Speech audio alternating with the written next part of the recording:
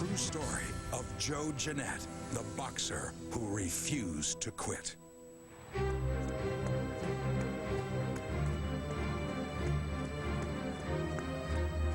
As a 25-year-old blacksmith's son, Joe Jeannette worked hard for a living, hauling coal, driving trucks, whatever it took. It was a harder time. It was a more physical time. Far more people did physical labor 12 hours a day. So to defend yourself with your hands was far more important in those days than today. So Joe Jeannette probably had been in many, many street scraps prior to ever thinking of putting on the boxing glove. It was a simple dare that led to Joe's first bout. A lot of times a fighter would barnstorm, go into these small towns, and basically, it really was a theater show. They'd put up posters and say, hey, you can win $3 if you can stay 3 rounds with me. Jeannette took on that challenge at the behest of his friends. He didn't win that fight, but he showed pretty well. He showed some natural ability. And he said, geez, I just made $3 in 15 minutes. It takes me a week and a half to make $3. If a black man had a fight, even some kind of pickup fight somewhere, and someone paid you $25 for the fight, that was incredible. That was far more money than the average black farm worker or sharecropper was going to make. You'd be lucky if he made $25 in a year. For a black man, going into boxing might not be a bad thing compared to the other options that may be open to you. It was a different world. It was a new century, but old hatreds raged on. Liberated by law, but chained by prejudice, black Americans lived under a violent and oppressive regime. Lynchings in the South, race riots in the North. For Joe Jeannette, the best fights were found on the streets. Most doors were closed to them. There weren't even Negro baseball league teams then.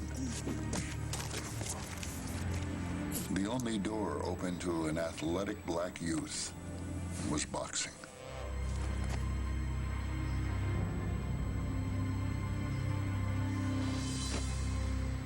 Within 2 years, Jeannette was one of the most talked about young boxers on the scene. Unlike today, they would fight once a week. Today it's 5 months, 6 months. They'd fight once a week. This was their living. 1 week in Denver, and the next week in Salt Lake City, and the next week in Sacramento. And with rare exception, the best fighters were black, and the color line was used by white fighters that they didn't have to fight the best fighters. As a boxer making a living in the ring, fighting white men and winning posed its own set of problems. They could take a calculated risk to show up at a fight with death threats and put that out of their mind. I mean, it takes a different kind of person to be able to do that. Joe Jeannette could do that.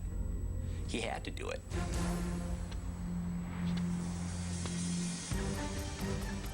Jeannette could be a panther. Long jab, great right hand, great right hand. He's a very aggressive fighter that relied a lot on his right hand, and when the right hand wasn't good enough, you know, there's a left show up quickly behind it. Look at his record, 157 fights. He lost 9 times. One of the single greatest fighters ever to live. Jeannette was just 4 years into his storied career in 1908, yet he was already 30 years old.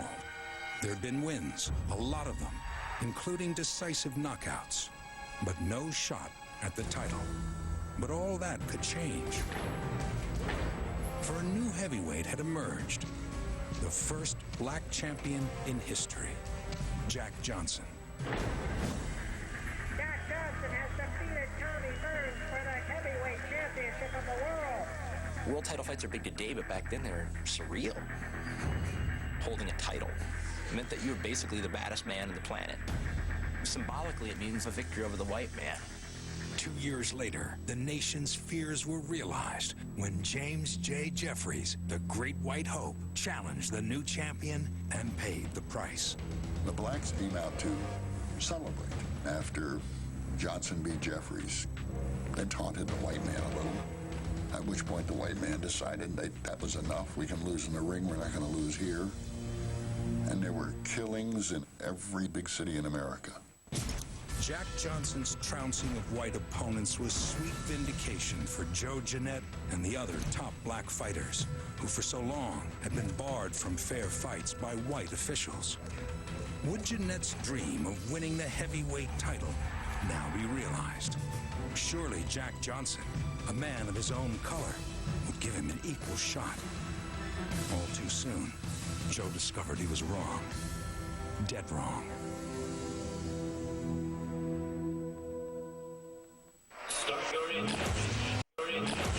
From the streets of Union City, New Jersey, to become one of the top fighters of his era. But the time's seething prejudice denied him a title shot. Then Jack Johnson shocked the establishment with his defiant victory over Tommy Burns. Fellow black boxers believed that change was in the air. I think the other black fighters looked at Johnson as, now that he's champion, maybe we're going to get our shot. Now that barrier's been broken. They probably were thinking at the time that blacks will always be fighting for the heavyweight championship.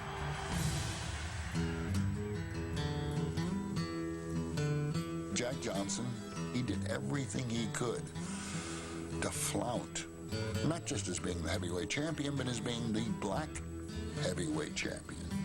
He not only cavorted with white women, he married them. He would race cars 100 miles an hour down the wrong way streets. He thumbed his nose at white society as much as he could. And it was probably the worst thing that happened to white America, and they had to get their crown back. What really could have been the Jackie Robinson of boxing really turned out to be a far worse chapter in America's history. America's racism was like this scab, and Jack Johnson just kept picking it. Every time it healed a little bit, he'd pick it a little more. You know, just saying, hey, white America, I'm the best there is, and you can't beat me, and come and try.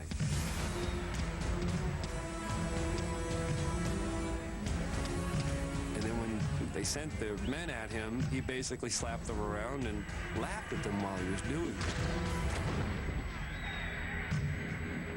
Jack Johnson wasn't looking for any great challenges. He was looking to make some money.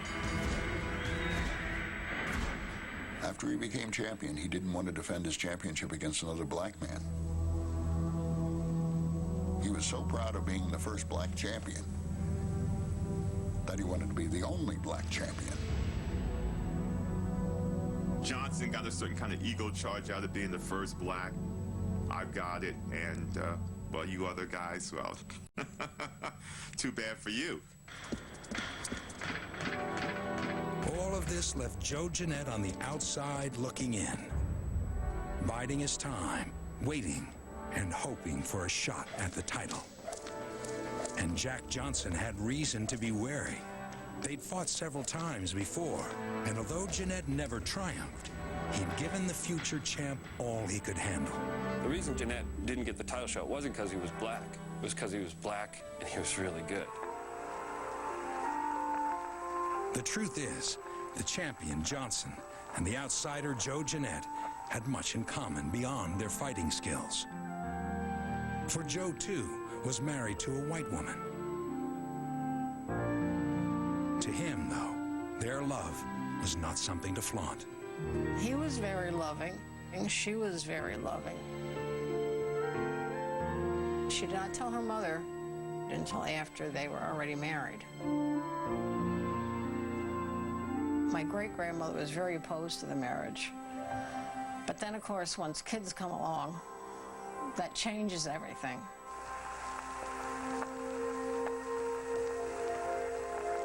Interracial marriages in the United States at this time were illegal in many places. It took a certain amount of fortitude and guts if you were going to marry outside of your race. And obviously, he was constantly traveling with his wife, with his family, around the country and then around the globe eventually, and subjecting themselves to more racism. My aunt traveled one time with him down south, but people threw stuff at him, so she didn't go back again. With a family at home, Joe needed fights. Up on the eastern seaboard he'd travel, where small bouts paid even smaller purses. Joe longed for the chance to claim a piece of the championship long denied, this time on his own terms. It was then that Europe called. The exotic black fighter was an irresistible spectacle. There was money to be made there, in England, in Paris, and they particularly loved the black boxer. Europeans seemed to be rather taken with African Americans generally, with African American culture. It seemed, exotic, different, primitive. They were able to better make a living over there than over here. April 1909, Paris, France. The stage was set for an epic clash. Joe Jeannette and Sam McVeigh, another man denied a shot at the title, 3-minute rounds. One of you goes down, the other one goes to... would meet in what was billed as the Colored Heavyweight Championship.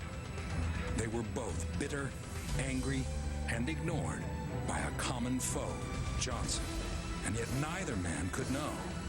They were about to fight the most brutal struggle in boxing history.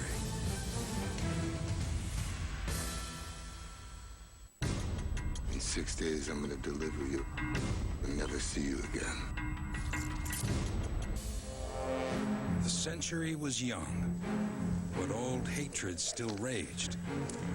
So one of boxing's greatest fighters, Joe Jeannette, would wait in the wings, while champion Jack Johnson, who refused a fair matchup against his black rivals, slayed each and every great white hope. Paris in the spring of 1909 would be the stage for a sensational matchup. Jeannette versus Sam McVeigh, a fight billed as the Colored Heavyweight Championship of the world. Both fighters had been cruelly passed over by Jack Johnson, so to them, it was a payday. They had yet to learn the costs. Joe Jeannette was more of a technician. McVeigh was a puncher. He was a puncher first. His idea was to get in close to you and hit you as many times as he could and try and hit that one that hurt you. McVeigh felt confident. He'd beaten Joe in Paris once before and looked forward to the rematch. But this time, there would be no judges, no scorecards. The fight would not be limited by number of rounds or knockdowns. And basically, if you fight until last man standing. Pretty barbaric when you think about it. It's no surprise that this fight was epic. The fight started, McVeigh caught Jeannette in the first round with the right hand.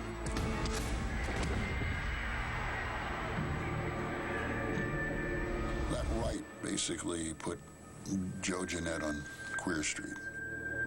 He just went dizzy.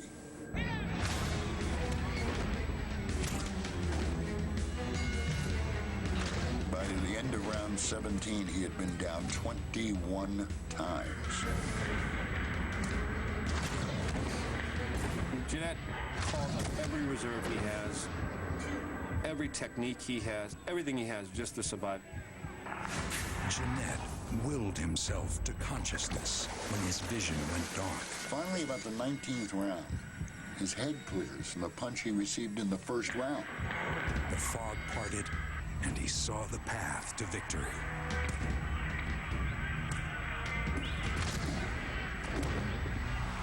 One, two, three. Awakened from his daze, Joe Jeannette poured it on. Now, it was Sam McVeigh who retreated. On and on it went, round after round, knockdown after knockdown. This fight is over 3 hours of pummeling, beating, falling down, getting up. It's amazing either man was still alive at Hollywood. They're still alive. They even went on fighting. It was bound to be a classic. Neither man backing down, neither man giving in. You built your fans by your blood and guts performances in those rings. And what are you risking by not getting up against Sam McVeigh? You're risking a lot. Jeannette wasn't finished. With no title to be had, it was he alone who could declare himself the champion.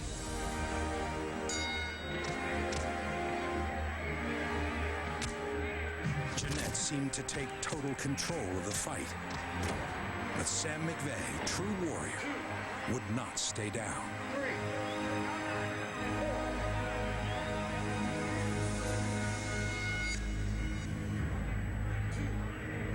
An exhausted Jeannette could only look on as 19 times McVeigh went down, and 19 times he again arose. McVeigh's left eye is closed. His right eye is beginning to close. Now it's just a matter of who's going to outlast the other one. What's in these fighters who keep getting up and keep getting up? Well, it's one part adrenaline, two parts pride. At that point, it's beyond money. That's just about personal will. And for whatever you make of it,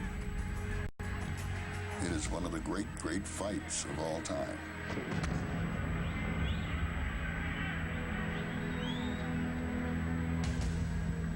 It had been 3.5 hours, and the 50th round beckoned each brutalized fighter. Pummeled, drained, and bleeding, Joe Jeannette reached down to his marrow for the strength to carry on. No boxer would ever be asked to answer so many bells. And for one of the two was one bell too many.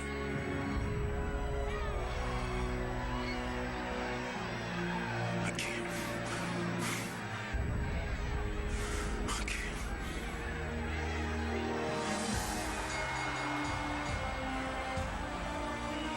This wasn't just a victory for Joe Jeannette. It was a symbol of defiance and a claim on the championship denied to boxing's greatest fighters. After years of struggle, pain, and oppression, in Joe's mind, he truly held the title. And though he'd never faced Johnson or anyone else for the title, after Johnson lost in 1915, it would be 22 years before a black man was champion again. Where does he rank in his era? He was about as good as it got. He didn't win the title, which is unfortunate, but he went up against the very best, and he did very well against the very best. What more could you ask of an athlete than that? Could Joe Jeannette have changed the perception of what white America thought a black man was?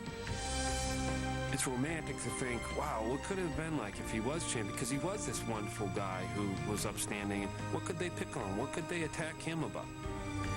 Jeannette retired at the age of 40, but unlike many of his contemporaries, did not end up destitute and penniless. He opened a gym, trained boxers. Later, turned it into a garage and started a limo service. While his marriage to a white woman may have rankled many of his Union City neighbors, it never seemed to matter to his devoted, extended family. Nobody had ever said, we're different than them or they're different from us. It didn't really matter. It was just family, and pretty young at heart. And he liked to tease. When he'd tease you, he'd go, look at the birdie, and you'd always have to look up, and then he'd tickle you under the chin. He used to like to play with you. Yeah, it just seems like a weird thing for him to be a boxer and then be such a gentle person. Joe Jeannette died in 1958 at the age of 79. In 1997, he was inducted into the International Boxing Hall of Fame. I don't know that Joe Jeannette is overlooked. He's almost obscure. He happened before there was film, there's none found of him. I put to you that Joe Jeannette should be remembered, and he doesn't need film to remember. The fact that we're talking about Joe Jeannette, you know, some 100 years later, is a testament to what kind of fighter he was.